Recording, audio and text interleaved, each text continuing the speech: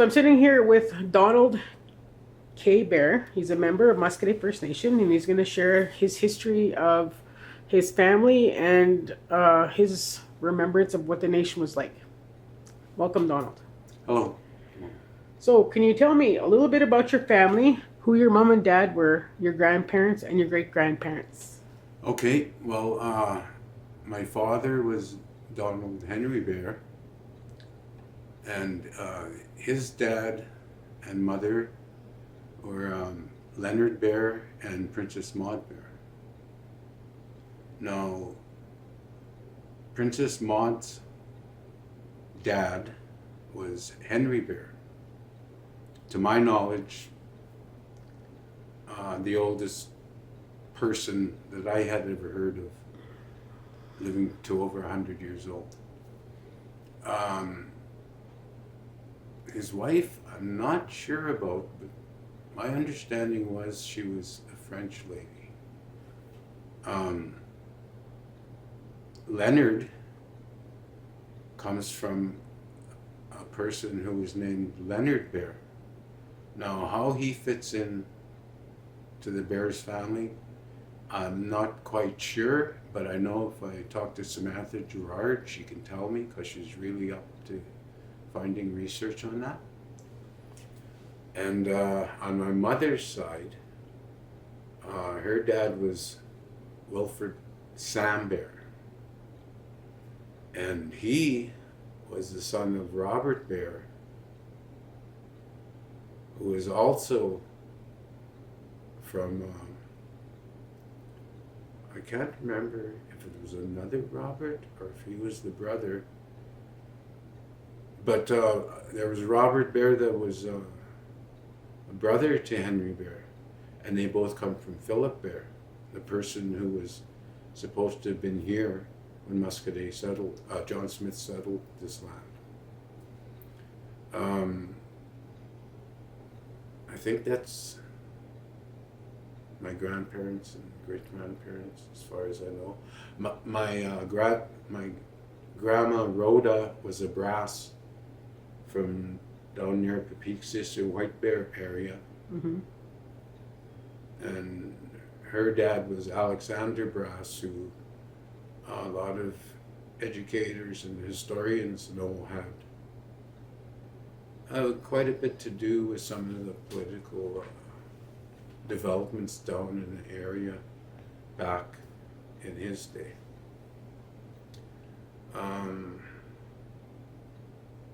And that's as far as I can remember from my seeds. Mm-hmm. You know. Yep. Yeah. So, can you tell me who your siblings are? My siblings are Joanne Primo, Delbert Bear. We lost a sister, Yvette, like I'm going in order of age. And there was me, and then there was my sister Janet, who lived to be in her 30s, I think, and then she was in a car accident. My brother Albert Bear, my brother Elwin Bear, and my brother Andrew Bear. So there's 5 of us boys and a girl left in my family. Nice. So, who are your children? My children are Jessica Bear and Corey Bear, and they're my heart children, not my blood children. But they chose to call me dad at an early age, and I'm not letting that go. Mm-hmm. And then my blood child is Cameron Bear. 30, mid-30s and late 30 they are. Okay. How many grandkids do you have? Oh, I have 8. 3 from my daughter, 2 from my second son, and 3 from my youngest son. Beautiful. Would you like to name them? The grandkids? Yes. There's Ocean and Rain from Corey. There's Dorian, Blake, and Cruz from Jessica. And there's Jade, Cameron, and Savannah from Cameras. Nice. Very rich. Very rich in family. That's awesome. Yes, I am. So we're going to kick over here to what do you remember as a child growing up on Muscadet? What I remember is I was in the hospital lots. So I had all the conveniences, running water, good lighting, things like that, indoor plumbing. When I would come out to the reserve, we lived in a rather small house, not much bigger than this room here, where you'd come into the kitchen, you'd go into the living room, that was on one side of the house. On the back side of the house, it was one large open room where everybody slept. So we had, for heating, we had the kitchen stove working the front, and we had a wood heater, central heating kind of thing in the back. Mm. There was television because I remember watching TV with mom and dad as long as I was quiet. And one of the big things I remember is how the kids were allowed to have fun as long as they were respectful to the elders that were present. Mm-hmm. And I was kind of scared when I came back because I would be in the hospital and you had to do this at this time, that at that time. There was no real fun in the hallways. Mm-hmm. And so I was kind of timid and I would sit behind the wood stove. Luckily, the nurses taught me how to read, and Delbert and Joanne had Dr. Seuss books, and they would let me sit with them. Taught me how to read, so I was well prepared to read when I finally did go into grade 1. And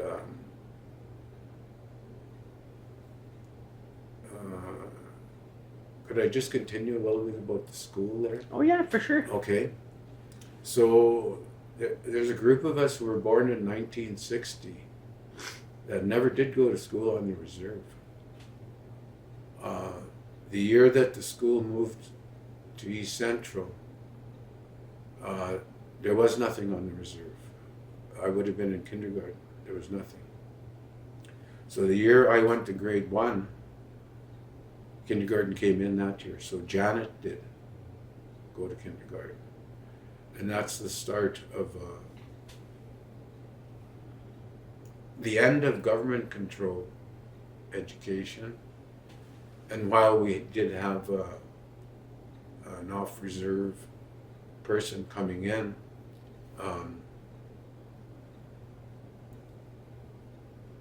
my mother helped,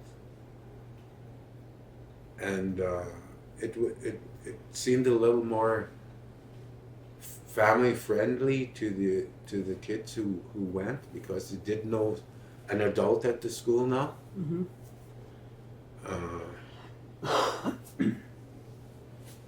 And basically from there our education system developed to what we have today, which is about as good as we can get, even though we're pushing to decide what the province does is essential to moving on and becoming adult. But what we're trying to get in there is a little self-identity and a little personal history and a little bit of our culture.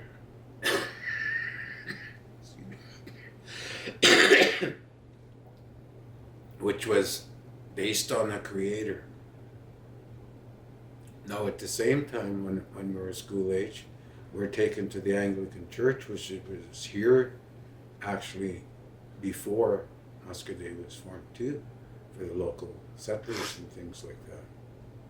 So that was incorporated into our family growing, and they taught about Jesus, who I believe was sent by the Creator to the cityfied parts of the world, because these people had forgotten their origins, their cultures, their values, that the old folks had been raised on, and it was lost through colonization.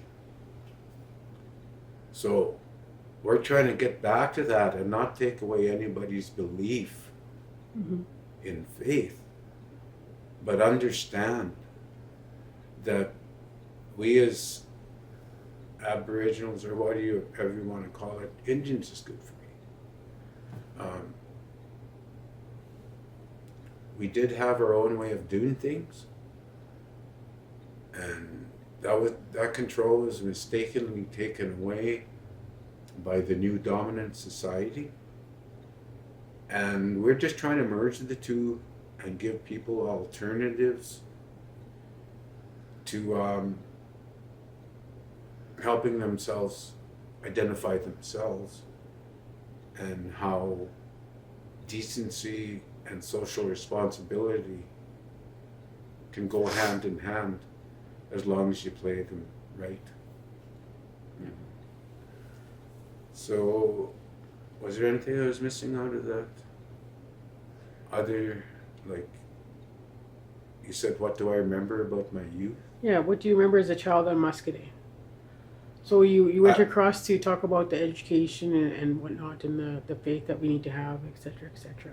Yeah, okay. Then what I do remember, though, is the community support people had back when I was a child. And there wasn't a lot of transportation around, so as people would go down the road, they would stop and visit, and Yeah.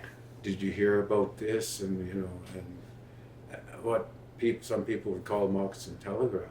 Yeah. What's important you share Mm-hmm. with your friends and neighbors. And there was that. There was a lot of mixing, and it didn't matter really your last name to me at that time. What mattered was, we're in the same situation here. Let's get through it together, and let's get through it so that we don't offend people, we don't exclude people. Yeah. It was an all-inclusive community at that time. Yeah. And if somebody had a car, well, I got room for 7 or 8. Who has to go to town today to do something important? I'm going in, probably coming out about this time, you decide whether you want me to pick you up now, because I'm making a list of people that know they want to go. Yeah. That kind of thing. Yeah. Yeah. I do remember that sports, we had a sports arena, not arena, we had a sports ground that I can remember up on the hill there. Uh-huh. And it was by where the highway cuts through now, and Fern Knight stays there now, but it used to be, when I remember, Alec Crane's place, and people would meet there for like treaty days and things like that. If weather permitting, we could have a ball tournament and games for the kids, and people could mix with people their own age and Mm-hmm. things like that. And, yeah, it was just a family feel to me. Mm-hmm. Yeah. And of course, Treaty Day too, we would pick up our sack of flour per person, besides our $5, our sack of flour and bullets. Every family was allowed some bullets. Not every person, basically, but every hunter from the family would get their bullets. And I can't really remember, but maybe some of the adults who didn't hunt would get them and give them to a family member. But they were cut in on the meat. Like, if somebody made a kill, Yeah. naturally a person would take what they wanted. but they would definitely give a portion to elders and people who couldn't get out to hunt. And yeah, we would fill the gaps for each other. Yeah, that's kind of what I remember. Hmm. So, what's your happiest childhood memory? My happiest childhood memory kind of has to do with my illnesses, and it was a running joke amongst the adults, but the kids always fell for it. But I would get home on Christmas Eve in a box. Oh, here's Grandpa and Grandma with another present. I'd pop out of the box. Kids would go crazy. You know? Well, I was scared of them. Yeah. Someone was happy to see me. Yeah. Yeah. And it made me feel good. And next morning was Christmas, and you know, it was good times. So, a more majority, like what you're saying, is like when you were small, you spent your time in the hospital, but you got to come home for Christmases, and then you jump out of a box like a surprise. Yeah. They're happy to see you. Yeah. I'm sure that they were. Mm-hmm. Must have been really tough for you. You were probably sick a lot when you were young. I was. Yeah. I'd spend 3 or 4 months of the year in the hospital. Even like when the season came where all the kids were getting sick, Yeah. I would get moved out of children's ward, and I would get moved in with the lifers, I used to call them, Mm-hmm. the old men. Yeah. That were there, and even though I called them lifers, a lot of them died on me. I would go around and make friends and visit them. Yeah. And then I'd say, well, where's Mr. Brown? Oh, they wouldn't mince words. Yeah. Oh, he passed away last night. He's in heaven now. Yeah. And I experienced racism there. I went up to the wrong man, and he was, get out of here, you dirty little so-and-so. But the man right next to him, immediately, another white person, said, hey, just don't worry about him, kid. He's just feeling bad about where he is, and he's trying to take it out on you. Just come talk to me. And from there, I realized racism does not, it's how this person grew up perceiving things and things I think.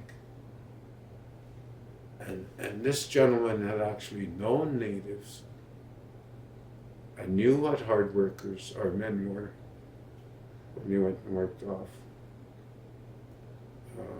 Which was after a certain date too, because if you went off and worked, they would try and disenfranchise you if you were gone for more than 3 months.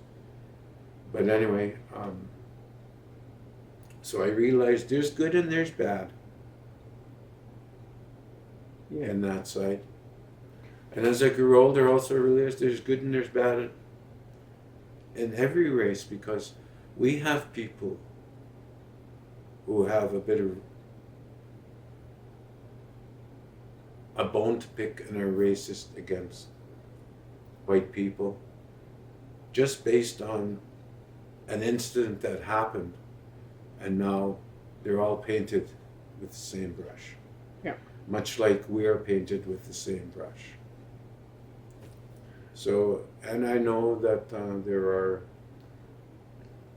devout people in I'm going to say, if you look at the medicine wheel and the races depicted in the medicine wheel, we're red, there's whites, there's yellows, and there's black. But that's the color that we use in our symbolism to kind of separate the continents. Yeah. More than the actual people that come from that. Mm-hmm. So every color has some people who are just not going to get over some of the things committed against them, Yeah. perpetrated by somebody else, and they're going to paint everybody with this brush. So that's kind of how I feel about that. So at a very young age, I came to realize that race doesn't matter. It's the inside of a person, how he feels about things. And even though you're raised to believe this stuff, a good instant can happen and a light will turn on and you'll say, you know what, maybe I was thinking a little too extreme. Because that man there, he's a good man. He has a good heart. He helps when he can, without being asked. And I don't believe he's an exception to the rule. So I'm going to have to give everybody a chance on a face-to-face basis. You know, respect. Give respect to get respect. And vice versa. Earn respect. Don't expect it. That kind of thing. And that goes for everyone. So, okay, you were raised with those values then. And do you think like now today, like, are the values different between people? Well, once again, as society began to mix and match, no, when you're taken out of this environment and it's easier to adapt than it is to stick to your convictions, I feel. While you're weighing what's going on around you, instead of adapting to it, pick and choose what characteristics of this environment that you're going to take to heart and act on. Don't just go get drunk and like disrespect just because everybody else is doing it. Yeah. Let your think back to when people and decency and respect for others was just a everyday thing, like our elders used to do. Yeah. And not just take the easy road like I did in my 20s. But I was lucky I always had a place to come back to. Some of my friends, they had no place else to go, and that was the environment they were going to be stuck in. And like I said, that some of that stuff, when you've kind of given up the fact you're just a fish in a pool of water that you just go with the flow when the minnows move, right? Yeah. And then as you grow as a person, that's when sometimes you might have to get out of the pack and swim on your own. But keeping in mind some of the early things you've learned, that basically just people can observe without scrutinizing, and they'll say, you know, yeah, that guy is a decent fellow, even though some of the people I know he's had to grow up with and things like that have kind of lost some of the old family tricks, and they're not like the grandfather I knew, but they were separated by residential school, they were separated by whatever. But they don't have the same, they haven't been taught the same convictions, they haven't been taught the same alternatives Yeah. that we've been taught, and they just I don't know. It's hard to finish that one because it gets real inside people. Right. Yeah. Okay. So, do you know, were there any sporting events here when you were growing up? Well, like I do remember again baseball. Um, I do remember we'd organize our own football games. Hmm. Hockey was a big thing because I used to play on the river. Our dads and grandfathers used to play on the river. And when that got to be kind of dangerous, we moved to ponds and sloughs and things like that. So there was a lot of hockey going on too. Um, we also built a curling rink back in the 70s, and everybody got into that from young to old. And I gotta say that we caught on quick. We had some top-notch curlers, and we had some top-notch hockey players and baseball players.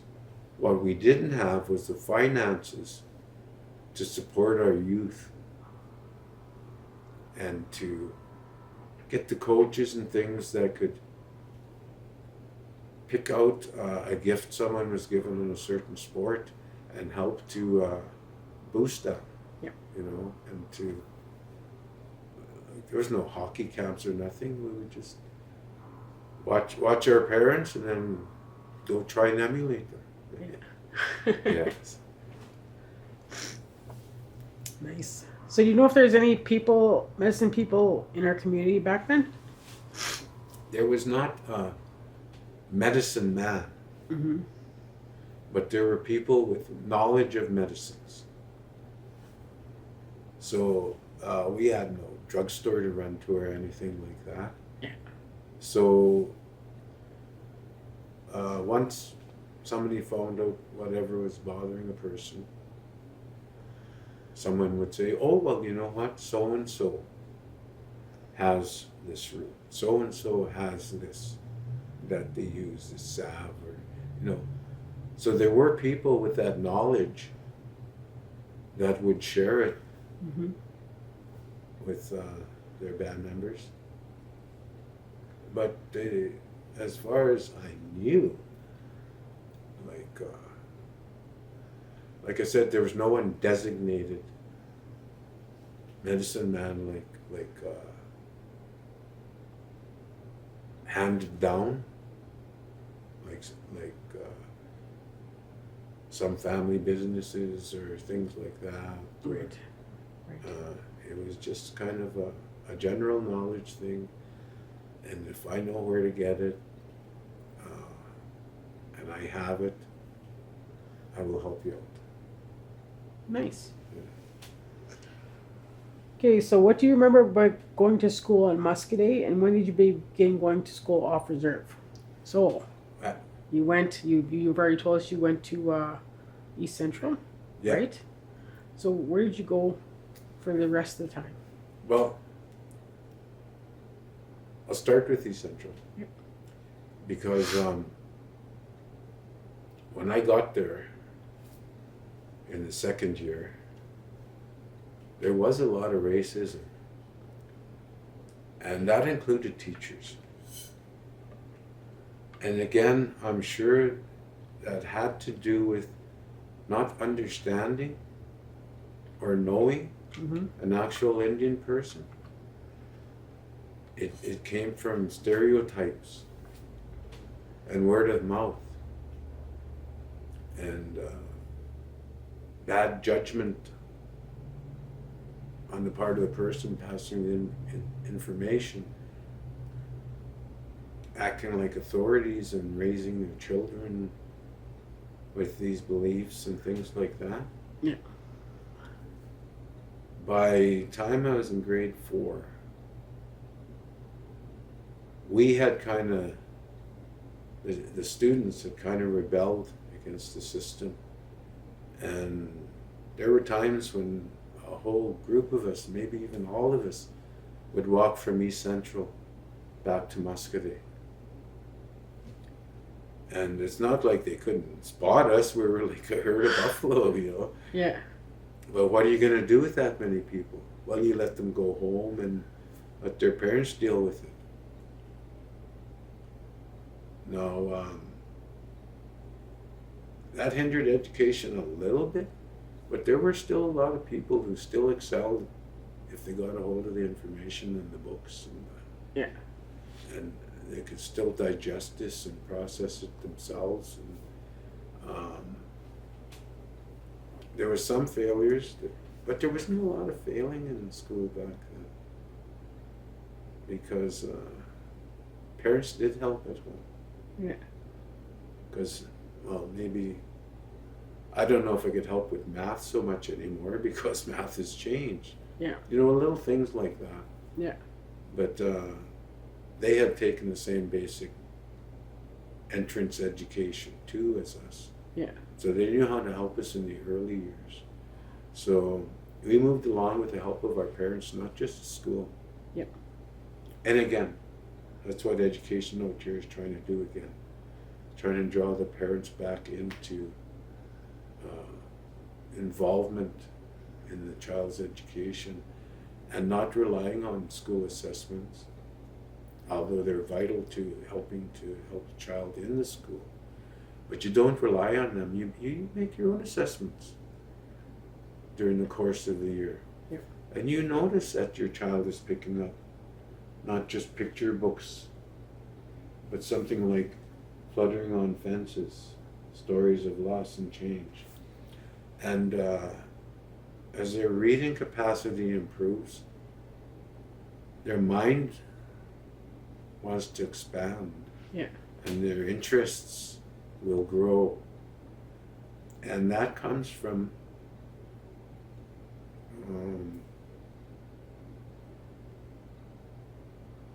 reinforcement. Yeah. Yeah. At the school and at home, reinforcement in the child's not only need but desire to want to learn. Right. Right. Okay. Can you explain the history of Muscatine in your own words? Okay, the way I understand it is that our base population was living north of Prince Albert with James Nisbet. In 1962, James Isbister built his little place out by the penitentiary in Prince Albert.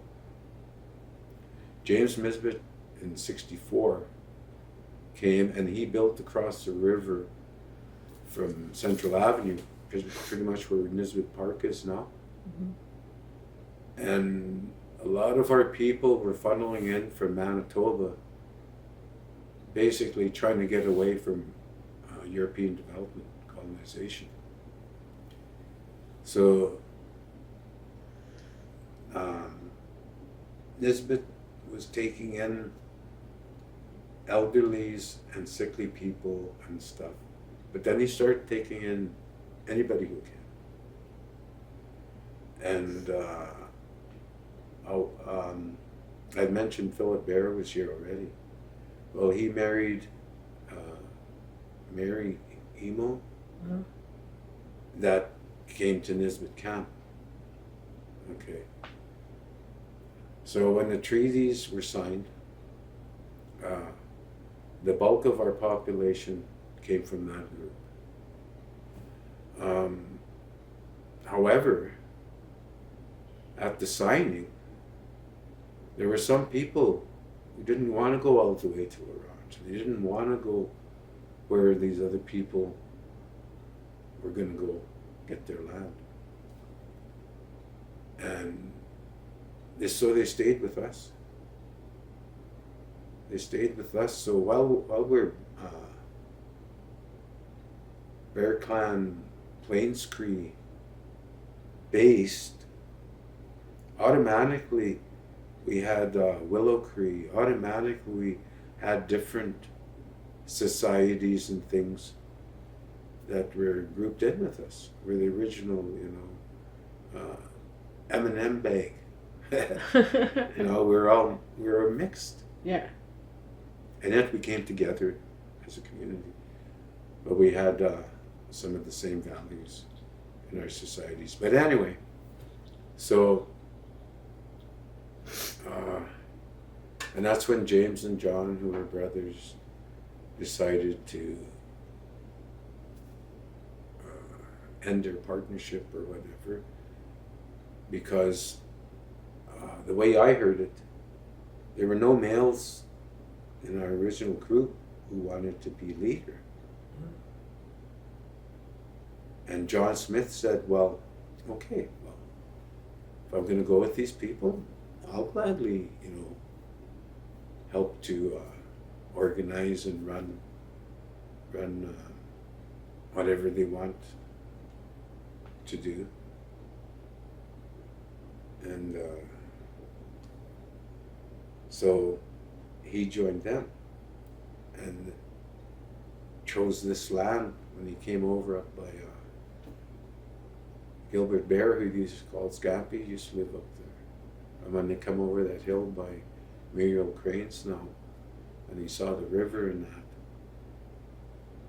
he said something like I don't speak cricket, but something that meant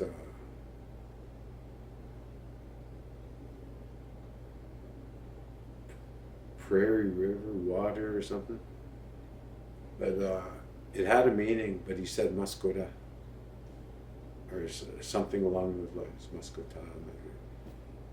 But they had already, Indian Affairs had already said, well, we'll name it John Smith because he was their first leader. Yeah. And that's why we got Muscatay back. Somebody petitioned to get back our original, what we had chosen.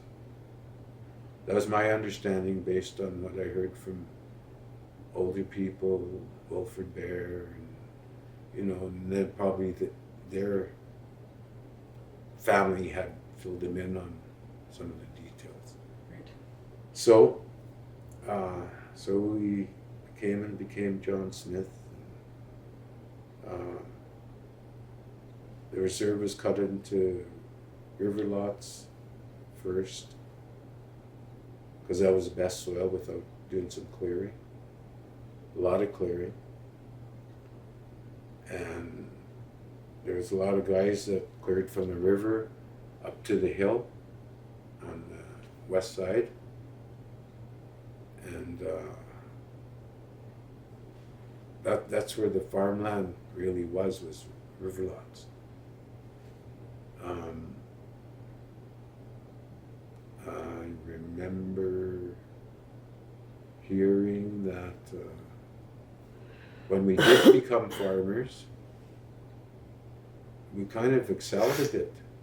Mm-hmm. And we had some kind of threshing or some, we had some machinery that we would help even neighbor farmers and stuff. And the government itself didn't like that, us mixing with the outsiders and benefiting and getting rich quicker than some of the outsiders, had no sport at all. Yep. So even with the farming and the man clearing his land, we had neighbors and friends who would help at certain times, or if they were done theirs, or that kind of thing. Yeah. And so we got that taken away from the government. All these permits and rules and things like that came in as to when and who we could sell our land to, and our Indian agent was the person who really had the control over the land and the people on behalf of Canada. Right. Right.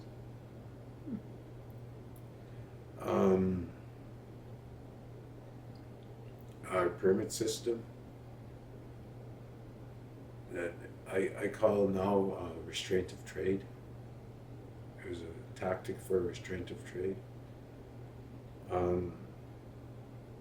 That eventually got rescinded on natives all across Canada. But the story I heard was our last Indian agent had come to my grandfather's sound, and he was going to sell something to a farmer nearby. I think it was a calf or a cow. And the Indian agent came up and told him, "No, you can't do it." And Grandpa said, "What do you mean I can't do it?" And being a big man, when he stepped towards him, the little guy ran. And Grandpa kind of, "Well, what are you talking about?" You know? Yeah.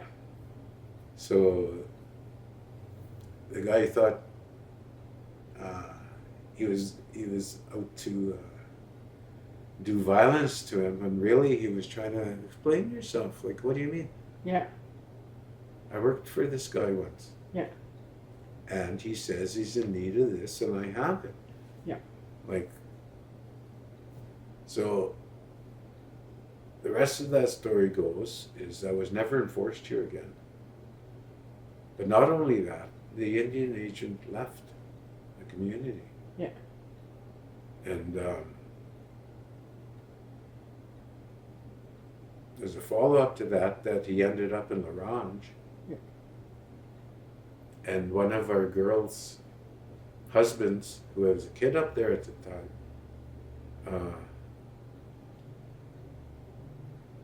like he had no native in it, but him and some of his buddies went and broke into this guy's cabin, and he had all of our bullets that Muscadet was supposed to get. Yeah.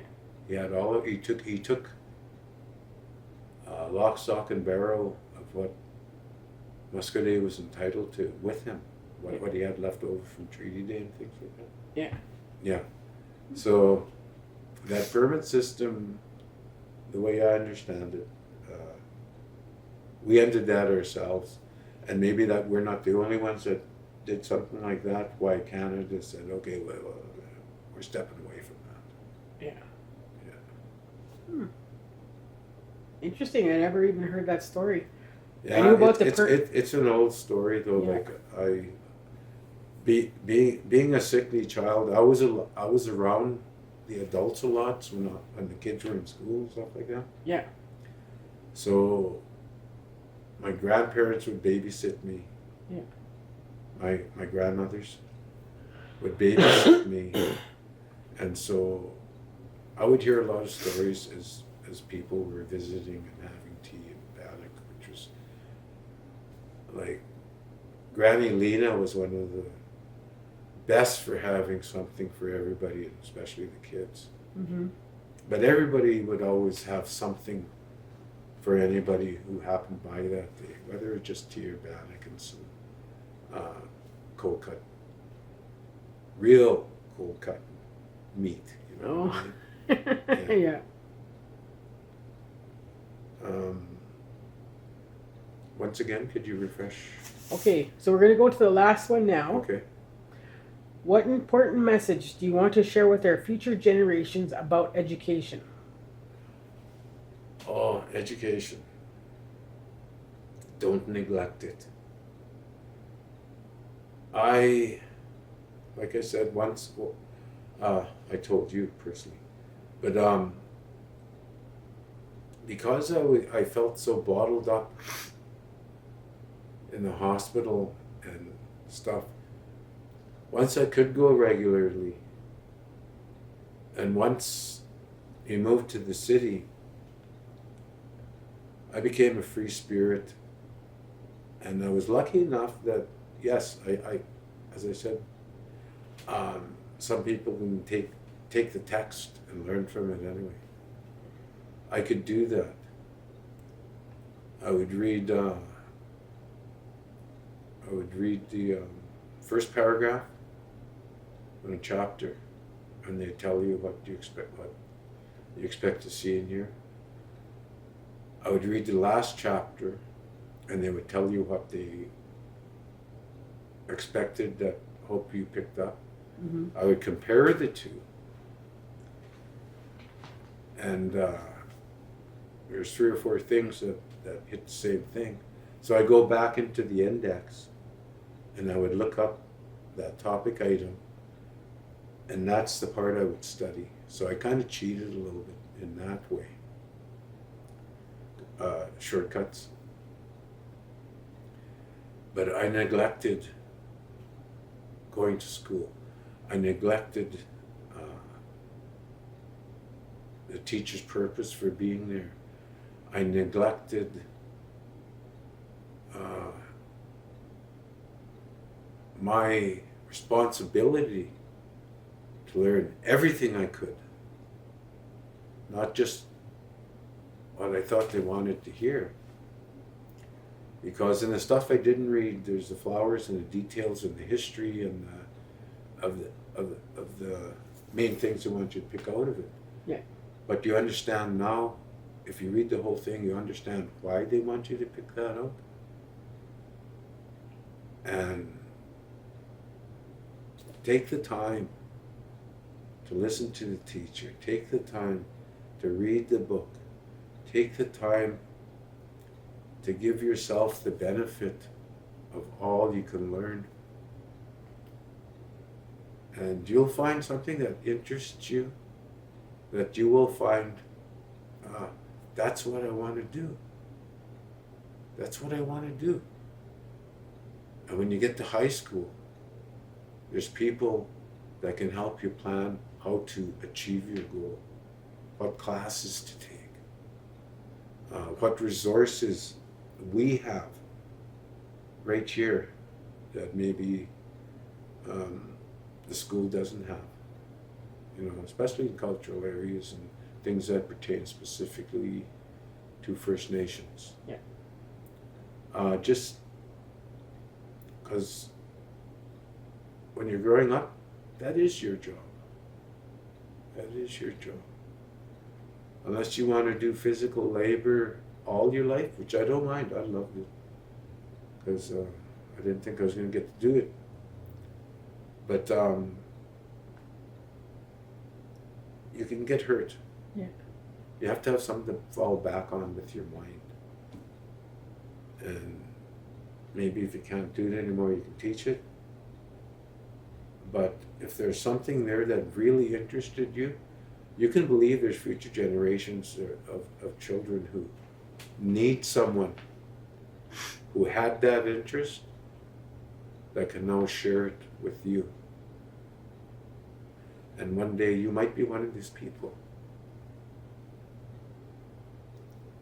So education, as Muscadet says, education is our buffalo. Education is our everything. When it comes to, say, military tactics and stuff, you need to know your enemy. So you need to know everything about the situation. Mm-hmm. Don't take shortcuts. Don't take shortcuts. And don't be shy to ask questions. How else are you going to learn if you don't let someone know? Could you explain this just a little bit more? Yeah. Or, good teacher gets to know the differences in child's learning patterns. Mm-hmm. And what will catch your interest. So education, very important part of a positive life and a positive future for your children. Awesome. Well, thank you for your interview. I appreciate you sharing your insights and your history and your words with us. Um, I really appreciate a lot of what you said. It's very enlightening, and I didn't know about that pass system part. Yeah. And I'm sure a lot of people don't really know about Yeah. that. Yeah. No, well, at the time it was a close kept secret to the people Yeah. who were living during that time. Yeah. Yeah. Crazy. Crazy stuff. Yeah. Well, thank you so much, Donnie. Okay.